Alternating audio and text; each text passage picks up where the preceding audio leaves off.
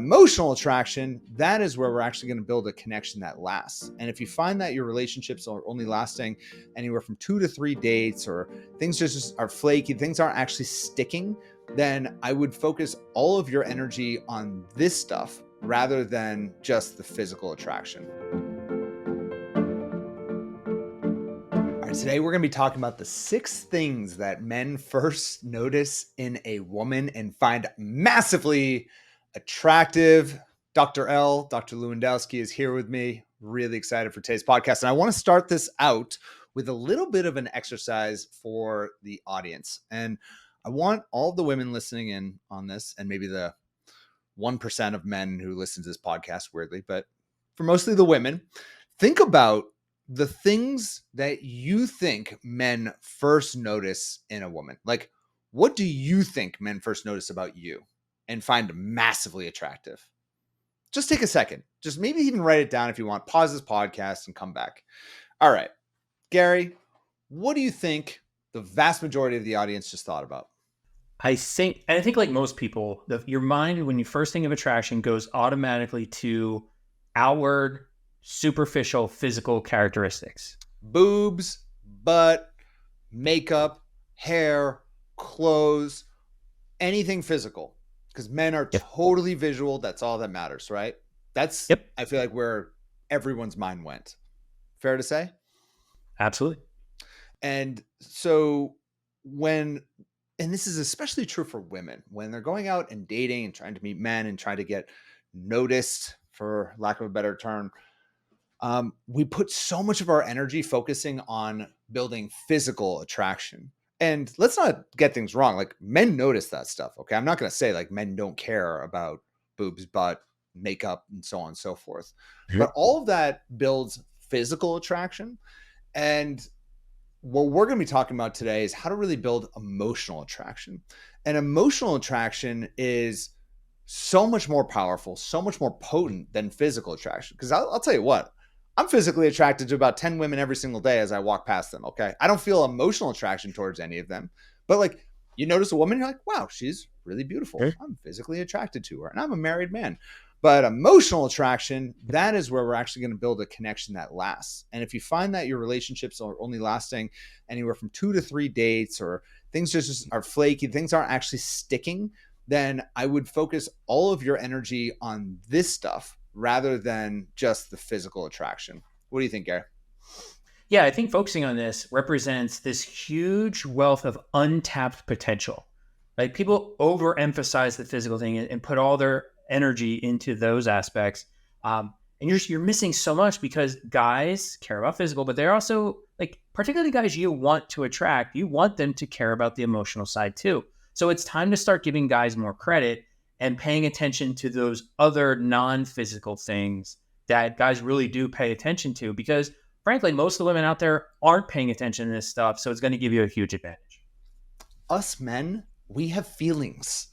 I feel things. Okay. I have feelings, and let's give men a little bit of credit here. And you're right. Like, I can only speak to my own personal experience with dating as a male, but when I was in my like mid-20s period, a long time ago at this point, dating, physical attraction was most, like, 99% of my energy. But once I switched over to a point where I was like, okay, I'm ready for something real. I'm getting ready to want to start a family, want to find a potential for a wife, and so on and so forth. Like, you just kind of switch your brain as a male to focusing on these attributes and much more. Not to say you're not interested in physical. Jessica's a very beautiful woman, but like, this starts to matter a lot more than it ever has before. So if you're only attracting guys who are focused on the physical, then we got to start putting our attention towards the men who actually care about these things, because they absolutely do.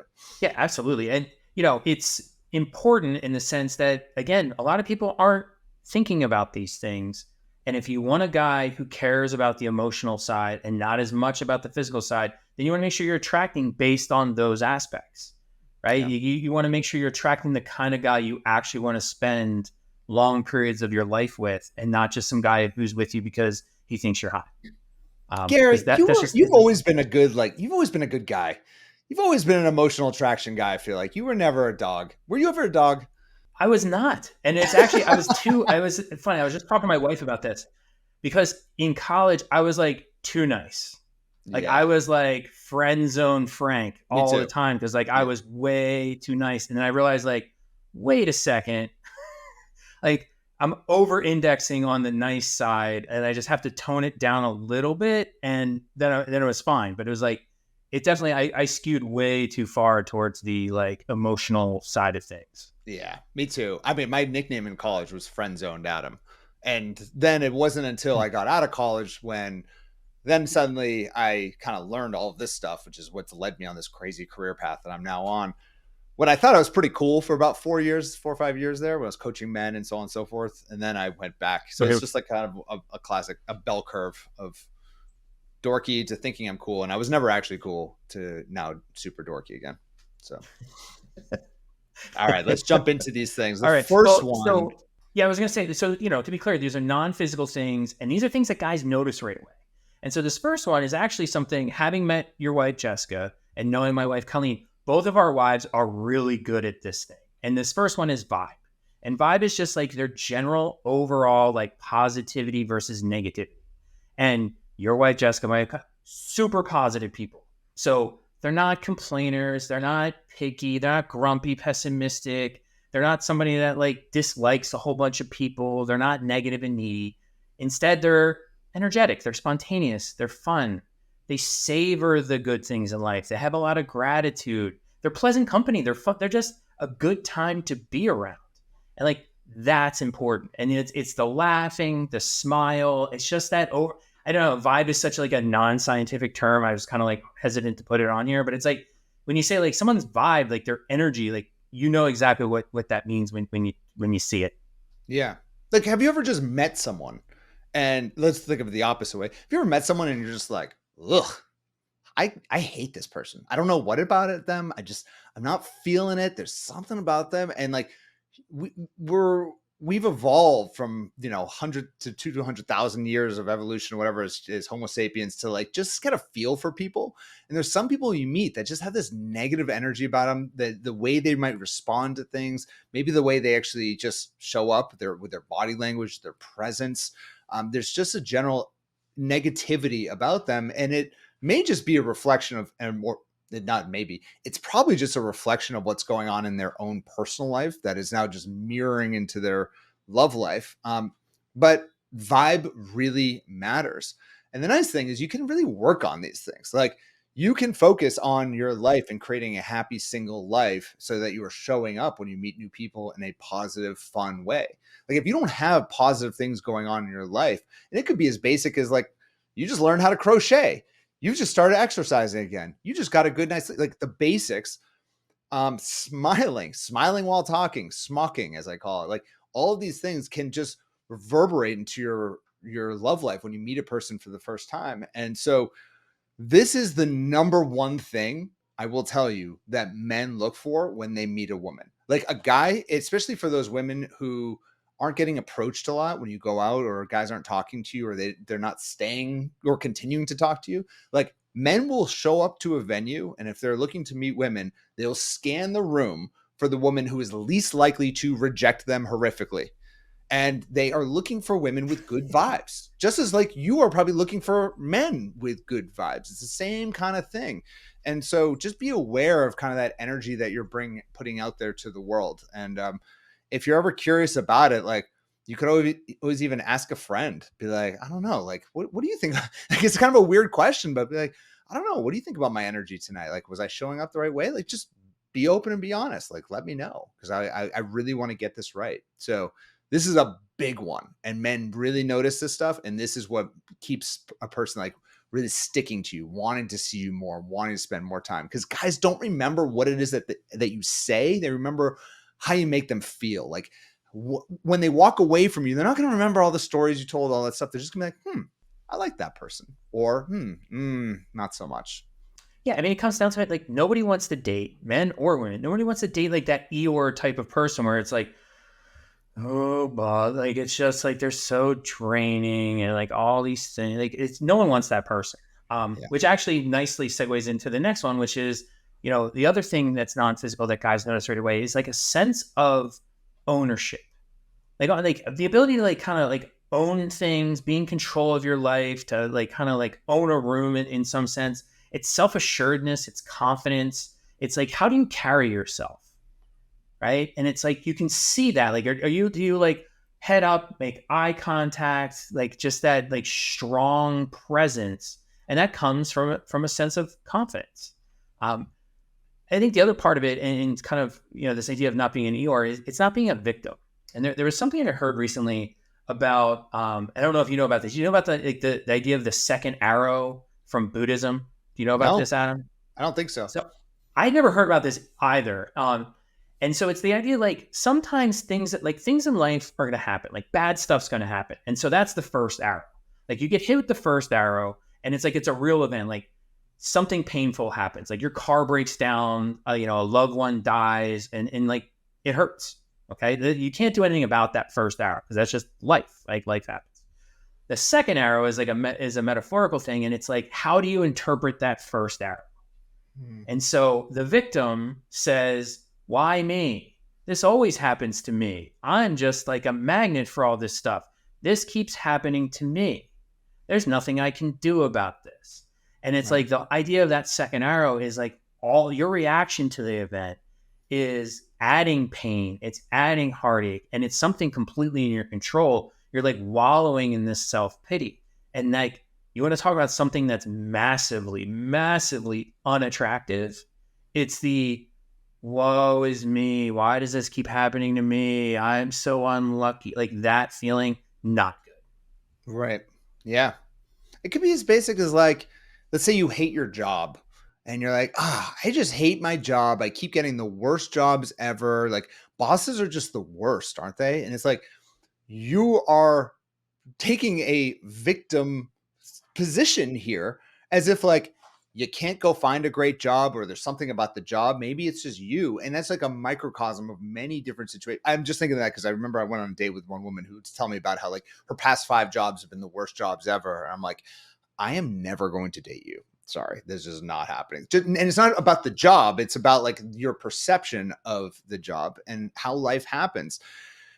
And this isn't easy. This has taken me a long time to use the reframe technique. And you always just have to reframe things that happen to you with, like, anything. When your car breaks down, maybe it's a positive that it broke down because now you get to get a new car. Or if you can't afford a car, okay, maybe you start taking the bus. And guess what? The second time you ride the bus, you meet the man of your dreams. Would you be happy your car broke down? Yes, of course.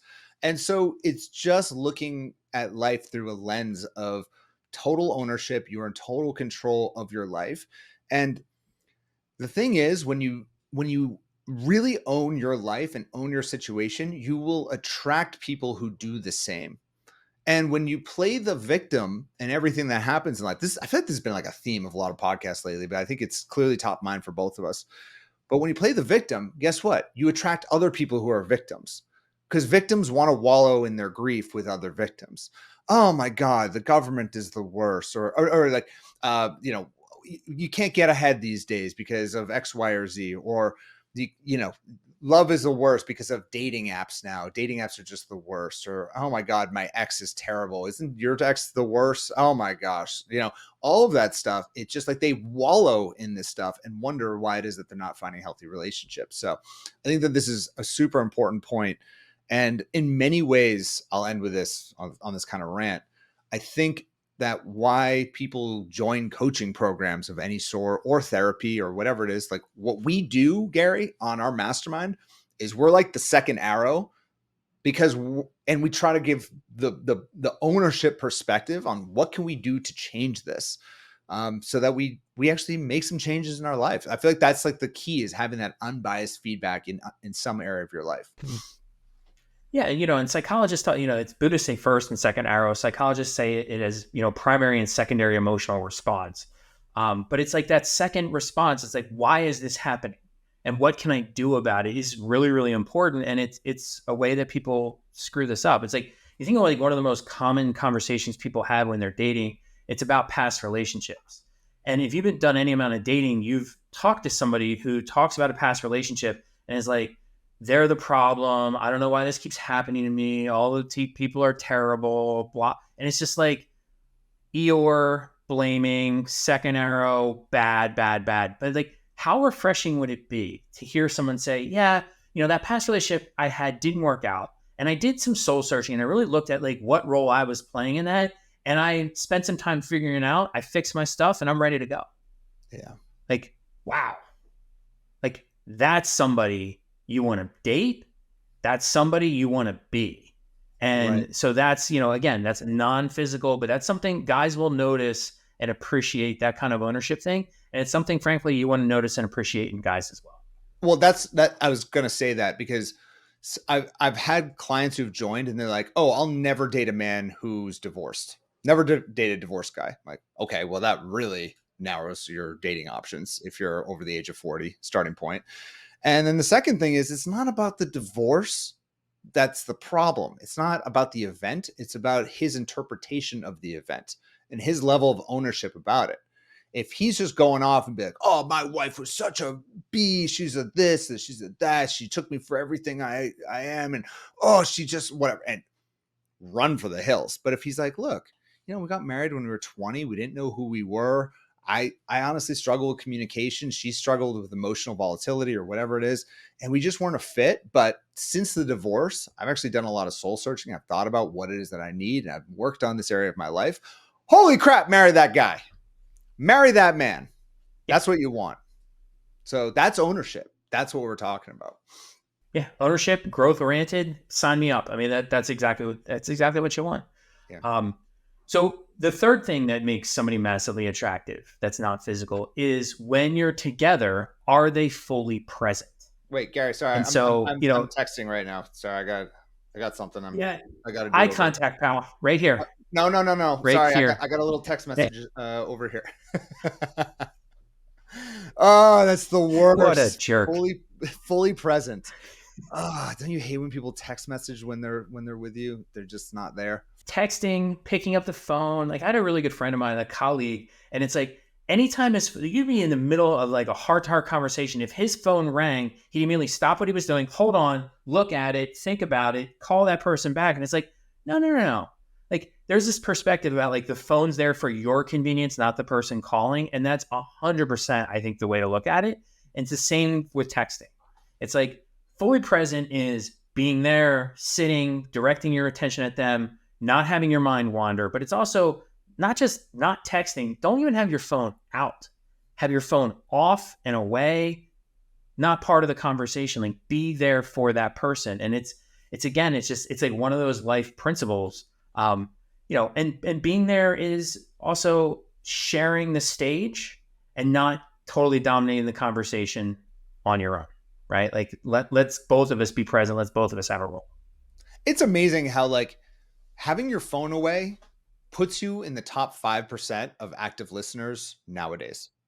Just having your phone away, like, sure, be on do not disturb. And by the way, he should be doing the same. And if he's not, I might call him out on that. I call out Jess when she does that, and it's a rarity, but sometimes I get it. Like, you get into that little thing with Twitter or whatever, X now, and you get excited but call it out. And if he's not willing to do that, it's the same thing. Hold the same standards. But like, the whole point of being together, especially if it's the first couple of dates, like, if you can't put your phone away and do not disturb, like, you got bigger issues here. You're not ready to date. You're not ready for love. You're not ready to get married. No way. Yeah, because really all you're asking for is like an hour or two away from the constant pinging. Like, it's a small ask, and it's important to realize that it's a small ask, and so being fully present, super noticeable. Are you distracted looking around on your phone, like not? And you might say like, no, I'm multitasking. I can do all this stuff. No, that's not how it's read by the other person. And so just know that's you have to really be there to be there. Yeah. The fourth one is one that we've talked about a little bit, but it kind of goes so closely with being fully present that we have to mention it, which is this idea of having soft eyes. And, there was a study, actually, 1,000 men, and 70% of guys say they look at a woman's eyes first. So how you're communicating with your eyes is really important. So soft eyes, again, we talked about this in depth on a previous podcast, so I won't go into it here, but it's, kind and caring. It's not like a critical look. It's like you're listening to the world's most interesting story and you're just waiting to hear the emotional ending of like, how's this all going to turn out? And that's a soft eye look. Yeah. And so that's super noticeable. Guys are going to definitely notice it. And it's, again, it's about an emotional connection when it comes to eyes. Yeah. And soft eyes with a nice smile. Oh my God. That's going to get you. Now you put your phone away, soft eyes and a smile, 99th percentile. It's pretty wild. And everyone else wants to talk about all of this other stuff. Focus there. And that is going to attract the right type of men into your life. It's so powerful. I'm telling you, like, when I used to coach men in person, so I used to actually go out with groups of men and help them overcome their fear of like talking to women and work on their body language, 99% of it. And they paid me way too much money for a weekend to tell them to make eye contact with genuine curiosity, soft eyes, as well as smile. You do. And it was so effective. It was crazy. I would go around poking a guy and be like, smile, smile, smile, eye contact, eye contact, eye contact. And it was so weird. Like I get paid to poke guys going around at a bar. Like it's so weird, so strange, but it's really, really effective. Yeah, I was just going to say, like, what you're bringing up is really important because, I originally brought this up in the context of like, a first date, make sure you're listening and you're fully present with soft eyes. But so it's for that dating context, but it's exactly what you just said too, which is, just kind of like being out in the world and just making yourself approachable, assuming you want to be approachable and you want guys to notice, like have soft eyes walking. Like, don't walk around with like a critical, like kind of cold, standoffish look like, oh, hi. Right. And it's like, there's a way to look more welcoming and like you're willing to be approached, and soft eyes is a big start to that. So, right. All right. Lead us to the homeland here, Gary. Yeah. So there's two more. And this one's a little tricky because there's only so much you can do about it, but you just have to know that it matters. And it's a non-physical thing. And it's something guys notice, and it's who your friends are. Like, who are you hanging out with? So if you're out in a group, at a bar, or just, social media, who your friends are, guys notice that stuff. And the research shows that like when you're in a group, it does make you more attractive. So that's a benefit. But there's also other research that shows we get contaminated by negative friends. There's something called a contamination effect. So if your friends are like snobby, materialistic, dumb, flighty, superficial, annoying, you're going to look that same way to him, even if you haven't shown those traits, right? Because he's like, you might be like the glowing beacon of light and amidst all these kind of annoying friends, but he's going to look at them and be like, wait a second, why are you hanging out with them? You must be okay with them, right? Because it's that thing you always say, like, you're the average of what? The 5 people you spend the most time with. Oh, I don't always say that's a Jim Rohn effect. You're the average, Jim Rohn quote. You're the average of the 5 people you spend the most time with. And then I always say you're the average of the person you marry. So that's my quote. That's my personal quote. Yeah. But it all, it all goes to the same thing. It's like, you're hanging out with these people. That's going to be a reflection on you. It says something about you. The one other thing about friends is he's going to notice how you interact with his friends, right? So if you happen to, meet or like you get introduced to his friends, he's going to be paying attention to how do you interact with his best friend? Like if you're getting joked around with, if you're being casual about it, are you being like, I don't like that? Like he wants you to like his friends. And so how you're interacting with those people is going to be really important. Agreed. Yeah. Take us to the last one, Gary. Yeah. And so, I think a lot of that is, we've talked a lot about communication in the sense of nonverbal things. And so this last one is just, verbal communication. So again, a non-physical thing, totally going to notice. He wants to make sure that you can carry a conversation. You're probably going to be his best friend, right? Because that's, the person he shares the most emotional stuff with for sure. And so conversational skills are going to be really, really important. Like he's going to pay attention to things like, are you curious? Do you ask a lot of questions? Do you ask a lot of good questions? Do you listen to the answer? And then do you remember things that you talked about later on? Right? It's like we had this conversation a week ago, like, are you kind of keeping up and remembering? He should be doing the same thing, by the way. but Yeah. it's something he is going to pay attention to feel that emotional connection. Right. When you are having conversations, like, are we staying on topic? Is it rambling and incoherent? Are you articulate? Are you talking about deep, interesting things, or just superficial, like silly things? Like, Yeah. if you went to see the Barbie movie, are you talking about the costumes, or are you talking about the deeper societal gender themes in the Barbie, which I haven't seen, but I understand, like, my daughter saw it, and it's like, there's some deep stuff in that. But it's like, which part of that are you talking about? Because Right. that's the kind of thing he's going to be interested, long term. Yeah. Yeah. I think that's, it's tricky when you're getting out there and you're meeting people. I think that there's so much advice for women to have that RBF, that resting bitch face, to be cold, to play hard to get. And it's been ingrained in Mhm. women's minds, is infected a lot of women's minds. You might have a single girlfriend who's like, no, no, no, no, don't ask questions, try to play cool, try to be like ice, be the ice queen and all that stuff. And the reality is that us men, we like women who like us, who are interested in us, right? You like men who are probably interested in you. Now, there's obviously a balance to that. You don't want a guy who is like confessing his love to you the moment he meets you, nor do we want a woman that way. But it's like, be engaged, be legitimately curious about him, because you want to know who this human being is, to see if maybe there's a fit here, maybe see if there's a real connection.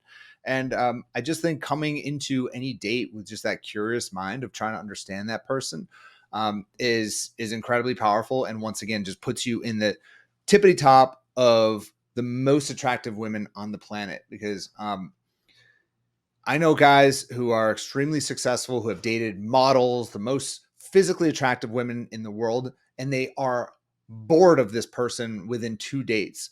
Where the same guy will go out with a woman who isn't on that level physically, but does all the things we talked about, builds that emotional attraction, knows how to communicate, shows up in the way that we've talked about, and they marry that woman.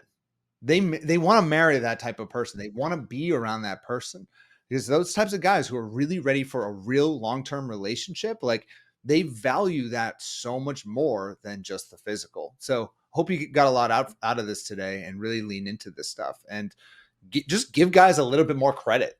Like, right? Like, give us a little bit more credit. We're not just all about the physical. Like, it might feel that way because 20% of us are all about the physical. The 80% of us, I would say, are also interested in the emotional side, but it's not just about appearance, right, Gary? Yeah, I mean, it's give guys more credit, give yourself more credit, and ultimately, you're going to end up having better relationships as a result. All right. So with that said, get out there and bring your best self forward. Don't focus so much on the physical attributes, and focus more on the things we talked about, which are completely within your control. Thank you all so much for being here, and we'll talk to you all very soon. All right. Bye-bye. Thanks.